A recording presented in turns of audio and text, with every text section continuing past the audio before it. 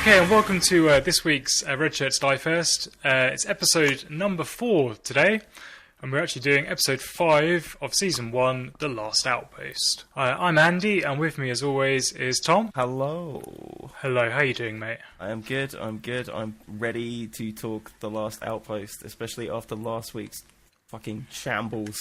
Code of Honour. Where we were shitting giblets for 45 minutes. Yeah, shitting giblets was literally the highlight of the episode. It was. Absolutely. Okay, so we've got... I think we're into sort of calmer waters with this one. This is The Last Outpost. Original air date was October 1987. Written by Herbert Wright and based on a story by... Oh, God, I'm going to embarrass myself. I can't pronounce the guy's name. Richard... Kresmin? I was hoping this would happen. Go on, you give it a go. How'd you say it? No, I was hoping that this is why you had to do the intro. I want to say Kim Basinger? Kim Basinger? Richard Kresmin.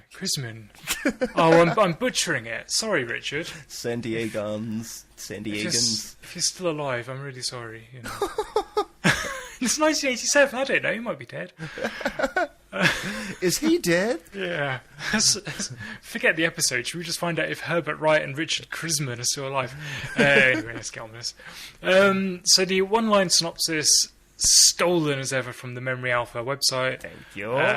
So in pursuit of Ferengi marauders, the Enterprise and its quarry become trapped by a mysterious planet that is draining both ships' energies. It's a bit of an awkward synopsis, that, isn't it? It is an awkward synopsis. I had to think about that one for a moment. So this is the infamous introduction of the Ferengi when, at least for the first 20 minutes of the episode, we're supposed to see them as some kind of a threat. Yes. Oh, dear God. That soon wears off. I mean, by the end of the episode, man, I was struggling. It's priceless, isn't it? Too terrible to watch, too terrible to look away, almost. It's the car crash, isn't it? It is the car crash. So, as always, we're going to give you our very learned recap of the episode, and then we'll just dissect it and rate it, and I've got a little bit of trivia as well, which I'll throw out at the end. Okay. It's not nothing too exciting, but it's a couple of... I've got a little bit. Couple of bits. I've got a little bit of trivia. Go on. Yeah. Do you want to save your trivia for the end, or do you want to... I'll save it for the end. I might have some doubles that I'll be up for swapsies, you know. Okay, yeah. You show me yours, I'll show you mine. Have you got any shinies? Any shinies? Ooh. It's been a while since I pulled out a shiny, mate. You don't want to do that in public these days, buddy. No, 2018, you can't get away with that. Can't be whipping out shinies in 2018. Not like in 1987. Nah, you could whip out shinies. I have no idea where I'm going with this. Let's hit the reset button and do the recap. Yeah, let's do it.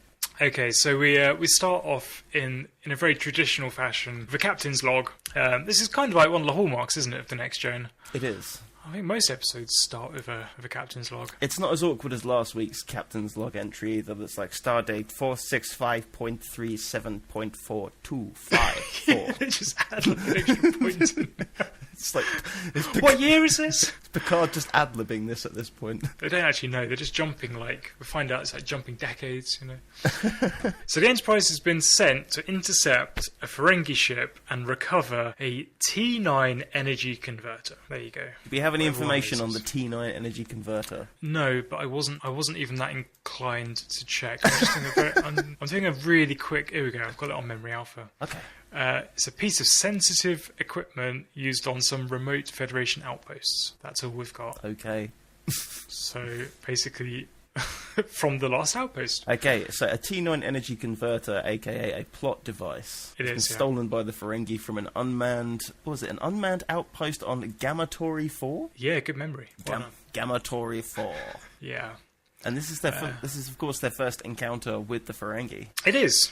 So in the log, Picard is quite excited. It's revealed that the Federation have not made close contact before. Starfleet knows kind of almost nothing about the Ferengi, which we're going to test that a bit later on. But we have some kind of awkward phrases I pulled out. They catch up with the ship, and Geordi kind of has this line where he says they're angling through the solar system. Yeah, what the hell is he talking about? don't know. He's full of one-liners for this episode. Yeah, he's super cocky at first. You know, when Data says something about like, I think, you know, maybe they're losing power to their ship. He's like, oh, it breaks my heart. Hello, stranger. I think because he's a bit of a wooden character up until this point, so he's starting to have a bit of a bit more personality about him. Oh man, he breaks out of that varnish later on. Yeah, there's a big old absolutely. Woohoo! There might be, yeah. So Picard comments that the Ferengi ship is a very impressive design. What the fuck is he talking about? I don't know, because it looks like a clam. shit. It looks like a clamshell. A clamshell, yeah, that's exactly what I thought. Or a crab, with its little claws kind of tucked in. It is the ship of the crab people. Yeah, because the Ferengi are kind of like the crab people. They're like the Zoidbergs of Star Trek, although not as hilarious. The trash diggers of space. Yeah. Data helpfully informs us that Ferengi technology is estimated to be generally equal to our own. Okay. So I guess it's just because obviously nothing's known about the Ferengi. It's a completely new race. You know, they have to kind of spell it out for the audience, I guess. Yeah, is that just like a subtle hint that maybe it's not the Ferengi controlling the cards kind of thing in this instance? In terms of, when the Enterprise does get locked later on?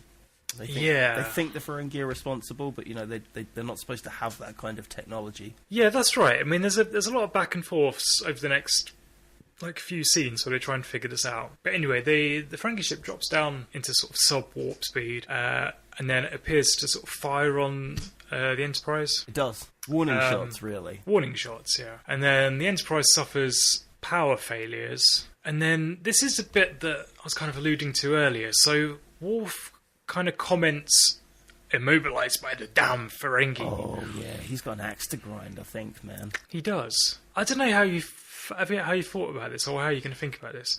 So clearly the Klingons have got some sort of prior dealings with the Ferengi. Yeah, I know where you're going with this, man. Because Worf seems to know all about them, so why the hell isn't Starfleet just asking the Klingons? That's it. Why don't they just get Worf to drop by and fill him in on the blanks? Really, I'm just nitpicking again. Sorry, guys. Sorry. I'm I'm not this curmudgeon-y usually. See, it's these early episodes, they're destroying me. Yeah, anyway, I know. Yeah, so it appears that the Ferengi have immobilised the Enterprise, and we cue the credits. That's it. So, post-credits, the ship, the Enterprise itself, is locked in captivity. They have no real control over anything, and is this the point where power is draining, or...? Yeah, so Picard tries to contact engineering and doesn't get anywhere. No. So McDougal and the derpy engineer, they're off. McDougal and Derpy, man. I love that. Nowhere to be seen. Yeah, they need their own cartoon, McDougal and Derp. Yeah, they're playing Isolinier Jenga somewhere. Yeah, so basically Picard sends Geordi down to engineering. Oh god, we've got some more psychobabble from Troy, haven't we? That she senses nothing from them. She's useful. Useful. I think she might prove herself vaguely useful later on. You think this episode? So? Possibly, yeah. I might have to refresh my memory here. Yeah. But she speculates that maybe the Ferengi can shield their thoughts and emotions from her. That's her answer for everything when she realises that everyone's onto her. I sense you're confused. It's like the episode in The Simpsons where the comic book guy, it's like Professor Frink invents the sarcasm machine. The sarcasm machine, that's a real useful invention. This thing's going off the charts. Oh, man. They have a whole thing here now, don't they, about Yankee traders? Yeah, I was going to say, is this the scene where Data kind of says that he likens the Ferengi to seafaring Yankee traders from the 18th or 19th century? And Riker gets all patriotic for a second. He's like, sounds like my kind of people. Yeah. It's like, you're an idiot. And then they say they probably don't... I think Data says they probably don't dress like Uncle Sam. They might look like Uncle Sam. How does Uncle Sam dress? Yeah, I don't know. Well, doesn't he wear like the stars and stripes with the big old top hat and a beard and a pointy finger? Yeah, I want you. I want you. I want your soul. what happens now? Yeah, Riker gets sent down to engineering. Oh no, is this not the part where... They do, yeah. Go on. Is this not where Picard gets all patriotic about the flags? He does. I think Worf comments that he doesn't know anything about Uncle Sam. That's right, yeah.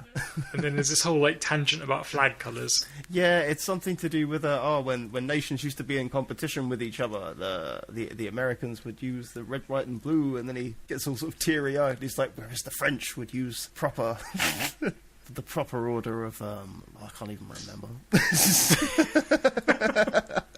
We are so sorry to any French listeners. I'm just googling it because I'm so embarrassed. Oh, it's blue, white, and red. There you That's go. right, blue. That is the correct order.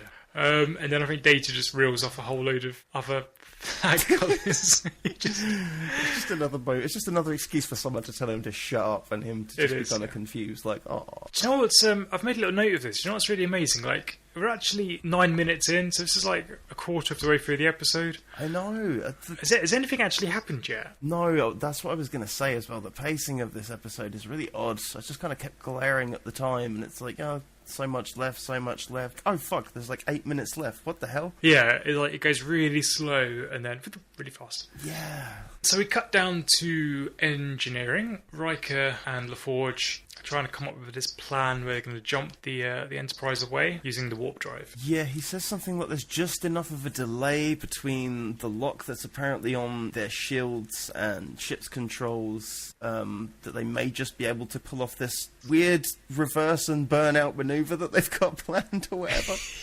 Essentially, they're just going to stick it in reverse, drop the clutch, and hit warp 9. That's right. And I think this is kind of it's almost like a taste of things to come, isn't it? Because Geordi's down in engineering, making kind of engineering decisions. Yeah. So I wonder if like this early on in the series, they're kind of realising that, you know, they need to expand the role a little bit. Yeah, we have to do something with our actors. With our cast, yeah. Otherwise, they're all just standing around. There's a big old woohoo from Geordi here, and I love it. Aye, aye, sir. He says something like, "Can you do it?" And he's like, "Ask me afterwards." What? Yeah. We are back again on the bridge. Picard is looking a bit kind of pensive, and Riker explains his plan to the captain about jumping into warp speed. Yeah, that's when Picard wants to try and throw the Ferengi off guard, so he kind of starts demanding the T9 device back. Yeah, that's right. In a hostile way. Worf wants to fight. Of course. When does Worf not want to fucking fight? and as we find out later in the episode, Worf sucks at fighting. He does. He gets owned. He does. It's a full ponage. Yes, we'll save that for later. So they make their escape, or they try and make their escape. No, it's all building up to this huge manoeuvre they've got planned, and it comes to nothing, and Picard basically just says, shit. Yeah, he's left with egg on his face. Well, no, he says merde. Is that what he says? What does that mean? He says, it's the French word for shit, Andy. Is it really? Again, apologies to our French listeners. We are such uncultured English pigs. Yeah. So, back to the episode. Come on, why not? We've got to plough through this. Troy makes... She's kind of vaguely useful at this point. Do you know what? I take it back. You are right. She actually tells everybody just to shut the fuck up for a second and think outside the box. So she tells them to go and investigate the planet. Picard calls a conference evaluation. Conference evaluation. I kind of, these are like a real trademark TNG scene, aren't they? Yeah. Speaking of trademark TNG scenes, Tasha, Yar, and Worf just want to go shoot, bang, bang, straight off the bat. They always just want to shoot stuff at stuff. Well, it works so well. There's no problems if you just shoot everyone out of the sky. I guess. Nothing cannot be solved with missiles. Just build a wall, it'd be fine. It's going to be fabulous. We're just offending everyone tonight, aren't we? The French, the Americans. We're so sorry. I want to build a wall around Gamma Turi 4. It's going to be fabulous. And we'll get them to pay for it. We have to do it. We have to do it. Right. So we're having a conference. We are having a conference. In the episode, not us two. No, not us now having a conference, but we are technically conferencing over Skype. But yes, there is a conference in the meeting room, and ideas are discussed besides shoot, shoot, bang, bang. Troy says they must try and talk to the Ferengi, and, instead of making demands, maybe tell them what they want to hear. As Yankee traders, maybe try and barter with them a little bit and offer them a little some. Yeah, and then Picard and Riker have their own little kind of private chat afterwards. Yeah, what is this about? I don't know. I was really confused. They don't really come back to this. It's just the lights go down and they're just like, oh, what may need to be done, right? Yeah, and that's kind of it. The unspeakable thing. That is the unspeakable. We must cross swords, Riker. It's the only way. It does. It just suddenly gets kind of very kind of somber, very bit depressing, and it's like the thing that must be avoided, the path that must. The crossing of the two swords. Total number one. Annihilation. Never cross the streams, man. Yeah, don't cross the streams. What happens if you cross the streams? Would it not just cause an almighty collapse of all matter within, like a split second? Yes. I'm thinking Red Dwarf. No, that's Ghostbusters, right? Is that Ghostbusters? No, it's Ghostbusters, you're right. Yeah. Yeah, of course. Harold Ramis told us all about it. R.I.P.D. Yes, of course. So back out on the bridge, the captain offers surrender. Oh, yeah, he has to put his tail between his legs once again and be all polite and shit, and he doesn't like it. He really doesn't like it. No, and Worf gives him the death stare. He does. So Worf's racist right off the bat against the Ferengi, even though we apparently know nothing about them, so... Yeah, well, Worf apparently does know something about them, but everyone else doesn't. Yeah, but what does he know? That's what You know what? Let's carry on. We'll get there. Yeah, we will. So, we have another captain's log, and they're on the bridge. Now, correct me if I'm wrong, they haven't really, apart from that little sort of journey down into engineering, they haven't really left the bridge yet, have they? No, it's a very bridge-heavy episode. Heavy on the bridge. Heavy on the bridge. It is, yeah. Oh... So what actually happens? Torpedoes are ready. Picard asks everyone to kind of be patient while they're waiting for a response from the Ferengi, despite even Riker crumbling, as there's like 50 seconds left until they lose all power to their shields, which Yar remarks that, they're wide open, they're sitting ducks if this happens, but Picard maintains that they must be patient, and we finally get to see the Ferengi for the first time, and... Oh dear God. Yeah. What's this gentleman's name? Is it Tar Daemon? Daemon. Well, Daemon is like the rank, isn't it? Oh, oh God. What is his name? Do you know what? It's Damon Tar. You are completely correct. There you go. Oh! You can tell the true Star Trek fan. it ain't me, is it? The one who was watching this hungover and half asleep, scribbling notes with a crayon onto a notepad. Yes, the true Star Trek fan. Oh. So he responds and says that surrender is unacceptable, which is confusing. Picard remarks that the Ferengi ship is in the exact same predicament as they are. That's right. But I just want to stick with the Ferengi for a moment, because the episode's been building up to this reveal of the Ferengi. Okay. And obviously, previous episodes that we've done, we've had a couple of name drops. Yeah, they've been mentioned. And then that's what they come up with. Yep. This is... honestly, this is going to be, because the Ferengi are going to be billed as, as I understand it, reading around this episode, Gene Roddenberry didn't want to do Klingons or Romulans again, because that had been kind of done to death with the original series. Yeah, they wanted to replace the Klingons with the Ferengi, am I right? Yeah, so the Ferengi are going to be the big bad. And that's what they come up with as the big bad. I've taken shits that look scarier than the Ferengi. Honestly. They just look terrible. I know it's 1987, but what's it with the teeth, the ears, the big butt cheeks on the forehead? Who's responsible for this design? Yeah, it is a disaster. And we get these really, I don't know how you feel about this either, but these really uncomfortable kind of view screen shots. Yeah, why so close? Just back up a little. Yeah, I was getting kind of motion sickness. But they finally get the visual response, so the Ferengi are finally up for some FaceTime. Yeah, they are. And I think they say something about visual communication is against their customs. Yes. But then that's never mentioned ever again. Nope. So, it comes to nothing. Yeah, it does, I think never again are the Ferengi difficult about that. Anyway, whatever. We have another conference meeting. 2 in one Yes. episode. Is this when Riker has to throw a load of kids out the conference room for no reason? Yeah, they're loitering. They're playing with the toys. Picard's toys. They have names as well. It's like, why? They do. I think I even caught that one of them was like a little Vulcan. Yeah, that had to be like one of the producer's kids or something. Yeah. It's like their 2 seconds of fame. I want my boys in this episode, damn it. Maybe it's the writer. Maybe. So I've made a quick note here just to say that we're 20 minutes in and still, what's actually happened? Not much. We're still heavy on the bridge. 20 minutes in. So Data... A probe's been launched, right? A probe has been launched, yes. Probe has been launched down onto the planet.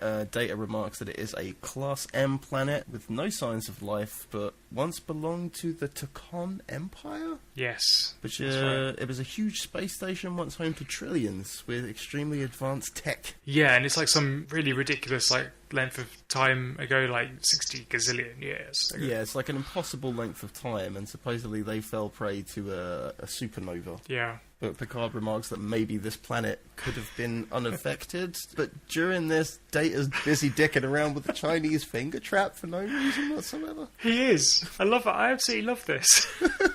And Picard is like playing the ultimate straight man. So he asks Data, "What are you doing?" I think that's what makes it so funny, is Picard always having to play the straight guy in the room whenever Data's dicking around. Yeah. With the Chinese finger trap. I think Data remarks it has reached an odd functional impasse. and it did make me think if Tasha Yar had heard the same thing. Hi-oh. Those answers, sir. Data, you were going to show us something. As requested, Captain, library computer information on this planet. It has been charted only from long-range scans. It is Class M, but shows no indication of life forms, sentient or otherwise. However, you may find this of interest. Resolving it into our language. The center of a huge space federation. A population of trillions. Trillions? I've never heard the word Takon before. Understandable. It has been extinct for 600,000 of our years. Oh, but... So we're just descending into filth again. is descending into filth. Picard helps him take off the finger trap. These planets were once outposts of that empire. Data, what are you doing? Apologies, Captain. I seem to have reached an odd functional impasse. I am stuck. Then get unstuck and continue with the briefing. Yes, sir. That is what I'm trying to do, sir, but the solution eludes me. My hero. This is where they remark that the Empire itself was destroyed by a huge supernova. Picard remarks that maybe this planet was unaffected, and I think plans for an away team are kind of put into motion. Yes. We are, surprise, we're back on the bridge again. Oh, man, we haven't been here in 2 minutes.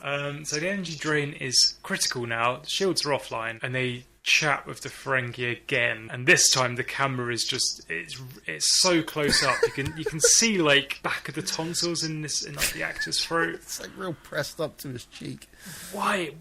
Who the hell was directing this episode? They're just look! Do you think it's to try and make the Ferengi look more kind of frightening than they are? Possibly, but it just comes off as really fucking stupid to have this 20-foot Ferengi face behind Picard while he's trying to make this serious speech about their plight. Yeah, it's just like a floating head, isn't it? He's just kind of sniffing around and being like, "Human, your ugliness offends me." So, I think the Ferengi withdraw the surrender, and they say they want a profitable relationship, and Data quips Yankee traders.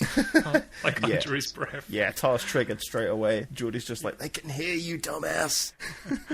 Picard asks for the T9 device back, but this triggers Tara even more. He claims it's theirs. It was taken from their land, put there by the Federation in the first place. It's all getting a little bit heated. Picard says that they need to kind of have a relationship to swap information or something. Yeah, so Picard's got his diplomacy hat on, hasn't he? His diplomacy hat. Let me fetch my diplomacy hat. Now, Tar, listen to me. I keep it with my saddle.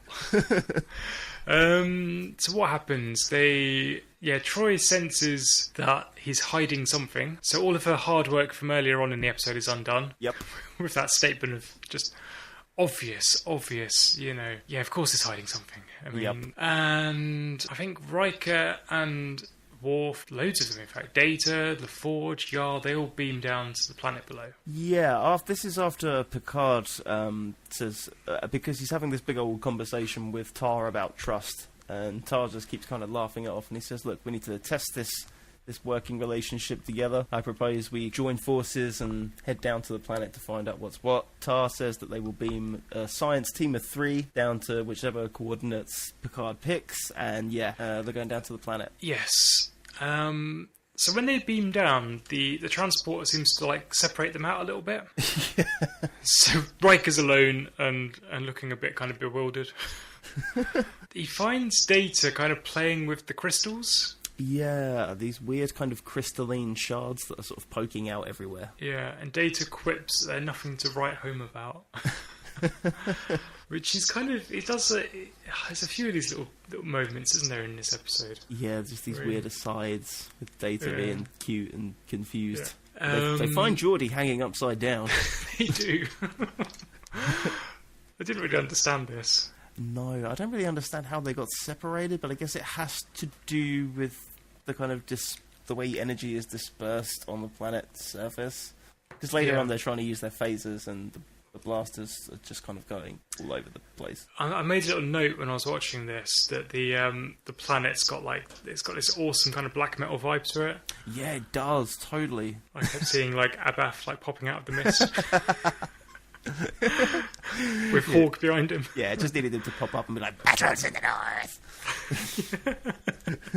that would have made this episode. Absolutely. To be fair, the Ferengi are dancing around like an early Immortal video. Yeah, absolutely. It's like ride an invisible horse with gout and just kind of leap from side to side and look confused.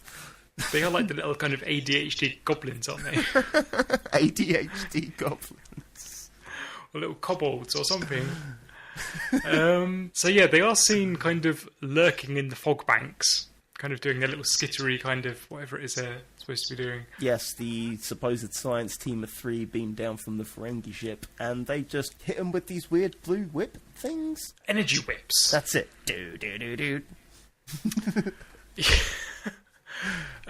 What a terrible weapon. Yeah, they suck. What is it even supposed to be? I don't know. I don't think they ever use these again. I've never seen these since. At least I don't think I have. No, I think like so many things from these early episodes, it's like they're one-hit wonders. Kind of reminds me of the Hollow Whip from Red Dwarf a little bit. Oh yeah, good reference. So they all get bitch slapped with these Hollow do. Whips though, and knocked out. There's still no sign of Worf or Tasha Yar at this point. But we cut back to the Enterprise and the ship is on life support. Power is draining, the temperature's dropping, it's not looking good. That's correct. And I caught this from something Picard kind of mentions. He tells us that the away team have been on the planet for 6 hours. Yeah. Like, 6? Are you serious? I mean, what the fuck have they been up to for 6 hours? Like, just dicking around. Were they knocked out for 6 hours? I mean, I guess so. I mean... But Yar wasn't knocked out. What the fuck was she doing for 6 hours? I don't... It's a great point. Because Worf is recovered eventually. He's kind of dragged with the rest of them.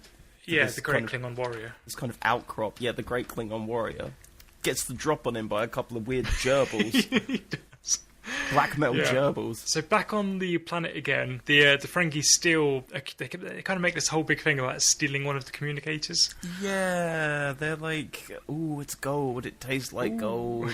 And Riker's like, that's because it is gold, bitch. And they all start fighting. Yeah, and it's pathetic. Oh god, this fight scene. What did you think of this? It was just classic butt choreography from those early seasons. Like, I mean, I swear the fight in Code of Honor was better than this. It's awful, isn't it? It is really terrible. Worf gets completely owned. He does. In fact, and Data does as well, and so does Riker. Yeah, they all go out like bitches. And it's like you got these three, like, kind of little small, kind of goblin-y, Ferengi creatures. And then you've got Data, who's, like, the strongest, probably, like, the strongest, like, humanoid, in the galaxy. Yeah, you're supposed to be trained Starfleet officers. These guys are basically like kids. You ever punched a kid? It's easy.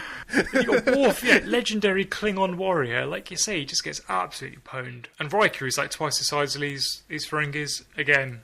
Luckily... It's that beardless Riker. Hasn't got the power yet. You're right, it's all in the beard. It's like Chuck Norris, isn't it? It's all in the beard. The beard would know what to do. Yep, it is, exactly. If Chuck Norris had a beard at the end of that Bruce Lee movie, it would have been a completely different movie. Yeah, so luckily Tasha Yar is there. She's been dicking around for 6 hours, apparently, but she joins in to save the day. Yeah, she kind of pops out like, oh, hey, guys.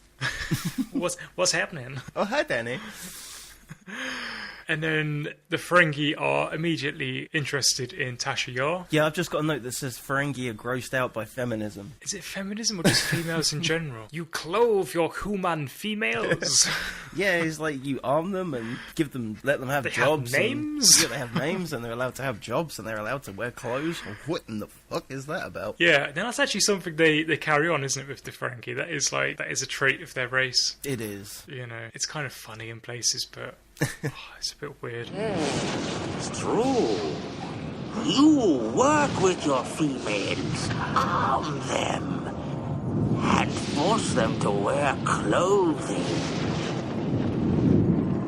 Sickening. What happens? We cut back to the Enterprise at this point, don't we? Cut back to the ship. Yep, everybody is pretty effed up. The Enterprise is... Well, there is no power at this point. I'm guessing there's no oxygen on the ship. Temperatures have dropped to freezing. Yeah, so the whole thing's, like, super, like, uber dramatic, isn't it? It is, yeah. It's just so odd. And like, the tone, like the music as well. Did you clock the music? It's so depressing. Overly dramatic, like the fucking Danish Girl soundtrack going on in the background. It's just odd. Yeah, and I did clock this little scene where Crusher talks about Beverly talks about giving her son, Wesley, who, thank fuck, is not seen in this episode. Oh. Yeah. Praise Jeebus. I did clock this. I've just got a note that says Crusher wanted to let Wesley go out like Goebbels as kids. Ooh. I just wanted to give him a sedative and, let him slip off quietly into the night. And it's like, what? You have to wonder if she keeps, like, a supply of sedatives on standby. It's just like whenever Wesley's just playing up, she just, like, slips him something. It's just a box of tablets with Wesley written on them. But Picard wants him to suffer. No. Picard does want him to, meet death awake. And she says something like, oh, is that a male perspective? And he says, rubbish. No, it's a special honour reserved for Wesley Crusher. Yes. That he gets to meet death awake. That's it. Picard wants him to feel every nanosecond of anguish and torment as he passes into the next world. Comes to Freezer Geezer. Back on the surface again, aren't we? We are back on the surface. No one can fire phasers at each other, just... Yeah, the laser blast. Well, they try, don't they? Yeah, the laser blast is just going every fucking which way but loose. And being absorbed by the crystals. Yes. Turns out the planet is just a big fat gluttonous power hog. Yeah, so the Ferengi are acting like even more bizarre at this point. Like, I've actually got a bit of trivia which I'm gonna stick in here because if you're watching like the episode, I don't know, it's like 30 minutes in or so. So the direction that was given to the Ferengi actors, apparently according to Armin Shimmerman, was to jump up and down like crazed gerbils. And I'd say they're doing a pretty good job of a crazed gerbil. Yeah. It's just bizarre, isn't it? Well, I'd love to see the reaction to that, when they've been given that direction as actors. Yeah. Oh, just jump up and down like crazed gerbils. Can you do that? And again, this is... I've said it before, but this is the race. This is going to be the big threat going forward. And this is how they're portraying them in this, like, first impression, like, episode. Just no. Why? It's such a strange place to take it. It's like, were they still trying to keep them as a threat, or did they just halfway through writing the script say, this is garbage, let's just turn it into comedy relief? I don't know. I honestly think they were going for the Ferengi being a threat. This was supposed to be, because obviously, like, the Romulans were a big threat in the original series, so were the Klingons. Of course. So they needed some, you've got to have, like, an antagonist, haven't you? I mean, you've got Q, but he's not going to be in every episode. No, can't afford Delancey for every episode. But you can stick a dude in butt makeup and get him to go, human! Human! Is this where we see the big smoky face? We do, yeah. Obi-Wan appears. Obi-Wan.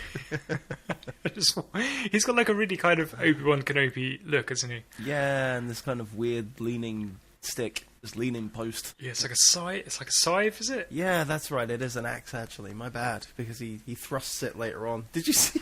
Actually, we'll get to it. I do, but I reckon this is carrying on like the kind of black metal theme. Yeah. This dude could totally be in like a. It's like an extra from like a Satyricon, like a Polish black metal video from like 1999 or something. BM off special. Again. And I just from my own like notes here, I've just put this scene goes on far too long. Oh, it does, doesn't it? It really does drag on with old Smokey. But when he does materialise into a person, he basically starts uttering who meets the challenge. Is he asking them to step into the portal or something? Yeah, so he gives this whole thing about the Takon Empire. That's it. And there's a portal where they're going to be judged, and I think Worf shouts, "For battle, come to me." For battle, come to me. Yeah, because he's really proved himself as a warrior, hasn't he? Yeah. You know, for battle, don't go to Worf. You literally let a couple of 6-year-olds get the drop on you. Yeah. No one is taking you into battle, my friend. Who meets the challenge? Who will it be?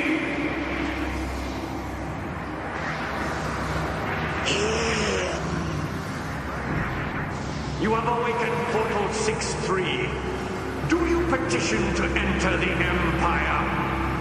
Who asked the question? A guardian of the Takon Empire.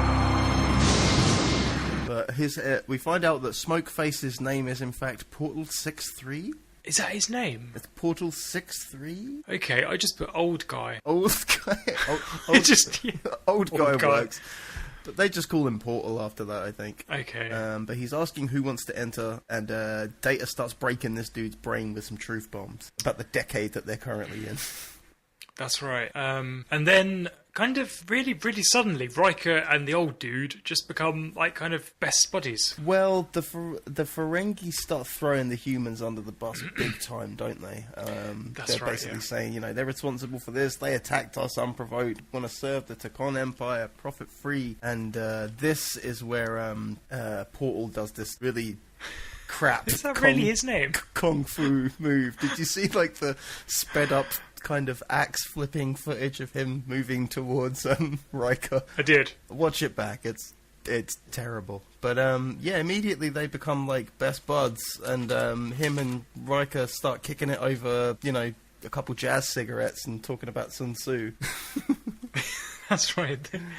They just kind of walk off together, right? They do, yeah. Like, so while everyone's dying up on the Enterprise of like oxygen deprivation or whatever's going on, Riker is getting baked with Portal and talking about Chinese philosophy. Yeah, he's just dicking around. We do very quickly cut back to the Enterprise, and we've got a thirsty crusher again. Did you see this? Yeah, she's kind of oxygen deprived. And... Is that how she likes it? Oh, dude. I like to be choked. Yeah. Are we above making a David Carradine joke, or are we just gonna, you know, fuck it? I don't think we're above anything. I mean, if we leave in the moment where you're taking a piss, I think we're leaving in the oxygen starvation. Yep. Autoerotic sex, whatever. Let the bar be set forever. The Enterprise is miraculously restored. Dude's like super baked, just kicking it with Riker, and he's like, by the way, bruh, can I have my shit back? And he's just like, oh, dude, yeah, consider it done. And they just kick it, and you know, Riker's playing some trombone for that guy as well. While everybody's dying up there, they're just kicking it, and he's breaking out the jazz solos. Oh, you know, Riker is going to play some trombone at some point. Don't you fucking worry about it. Good, I can't wait. Don't you even worry about it, my friend. Because I think at that point, Riker will have a beard, and we'll be much further in and dealing with much better episodes.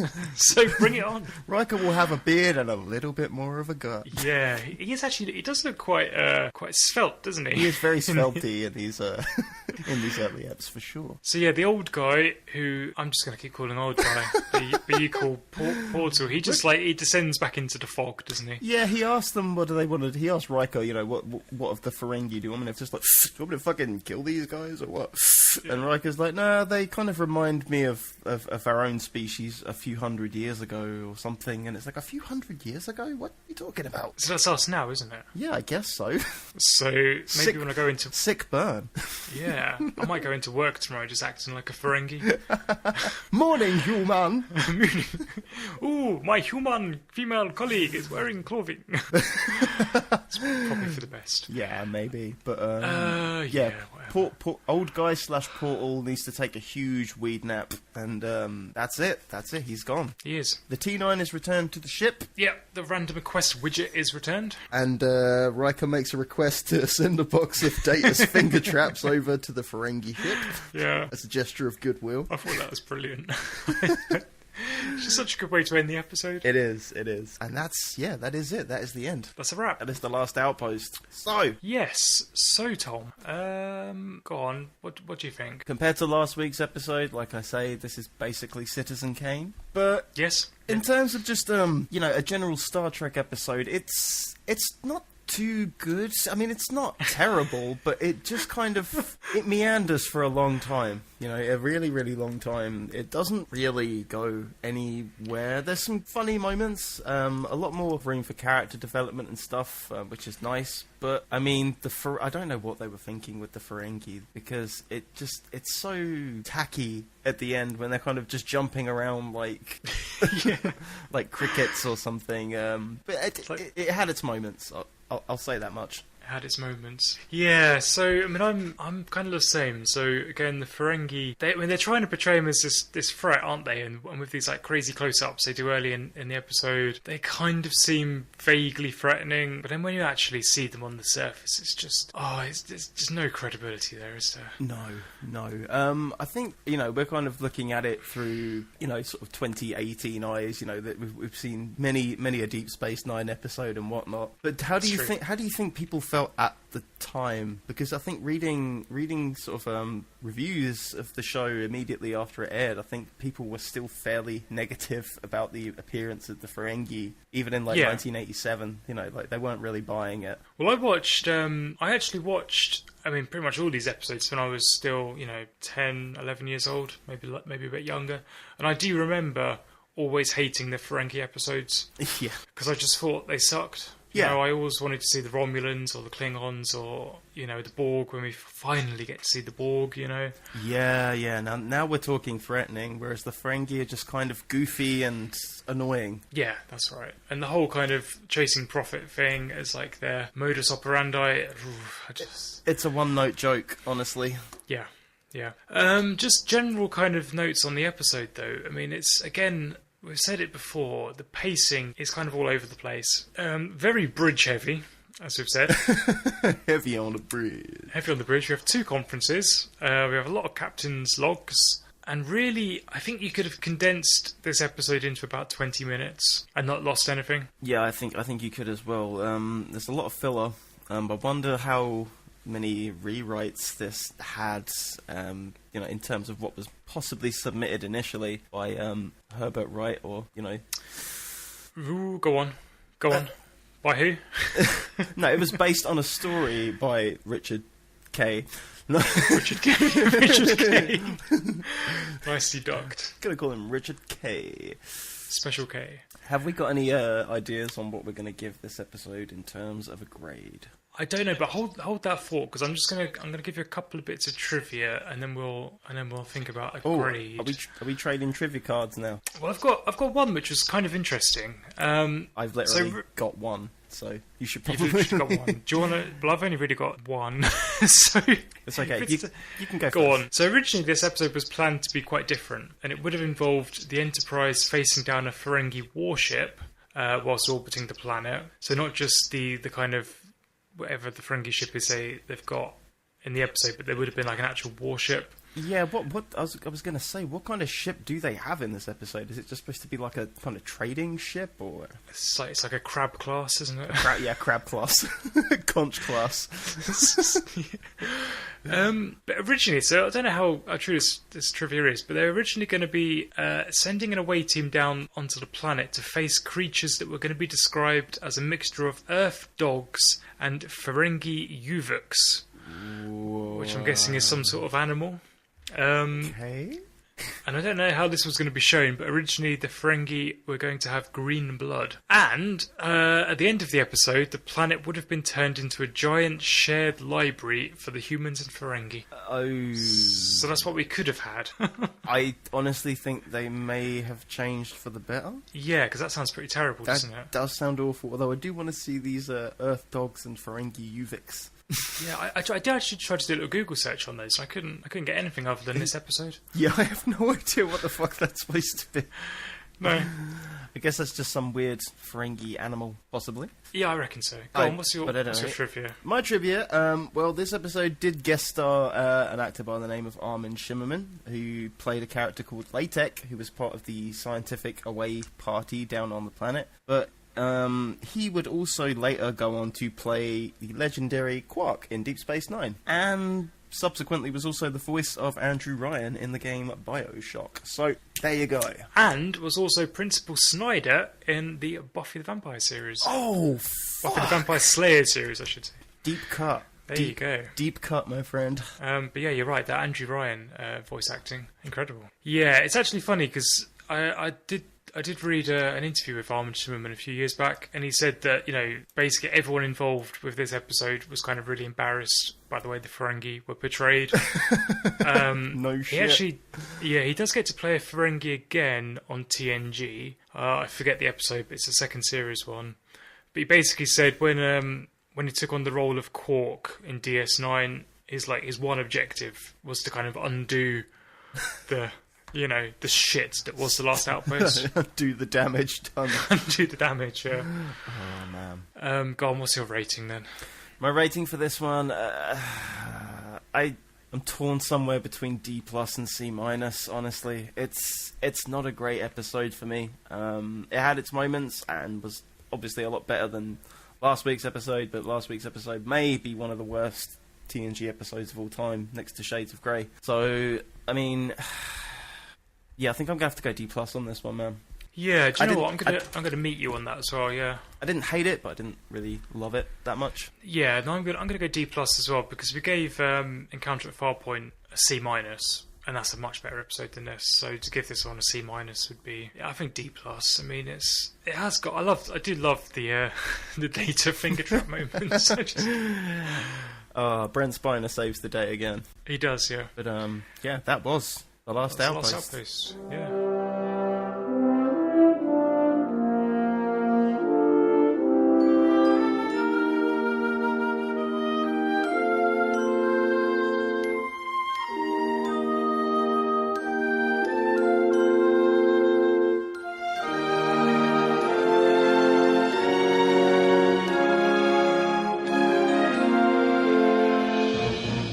So I'm just going to do a bit of a shameless plug, because I don't think we've plugged this yet on our podcast. Ooh. So you can keep up to date with us over at www.spiltbrew.com. There you go. So that's SPILT brew.com. And we may or may not get into the origins of that name at some point. Yeah. You're never going to let me live that down. No, never, ever. Well, it's immortalised now in a website. What have we got next week? Next week's episode. Yep, next week's episode, When No One Has Gone Before. Yeah, I don't remember this episode at all. Ooh, okay, that invalidates my next question of, do you have any hints about next week's episode, Andy? No, I mean, quite a few of these first series episodes I kind of vaguely remember, but don't remember the details, but this one I just can't. I have no idea. I vaguely remember something about the ship's engines. Okay, no, there's a spoiler alert. It's got the Traveller in it. Oh, okay. We're going to find out. Oh, it's going to be Wesley Heavy, isn't it? Shit. We got a Wes Heavy episode. Alarm, alert. Okay, well, we'll deal with that when the time comes. Yep, bring your Prozac. Okay, we'll wrap this up now, I think. I've been Andy, I've been Tom. and thank you for listening. Join us next time. This has been Red Shirts Must Die. It's Red Shirts Die First, Tom. if you know, it's only 4 words to remember. Silence, number 1. Engage. Next time on Star Trek The Next Generation. Captain, we're passing warp 5. A warp speed malfunction hurls the Enterprise to the far reaches of space. Data, what distance have we traveled? 2,700,000 light years, sir. To a galaxy where the crew's thoughts This can't be. You've been... Dead. become reality. It's a spellbinding journey where none have gone before on the next exciting episode of Star Trek The Next Generation. So Delta? D- God.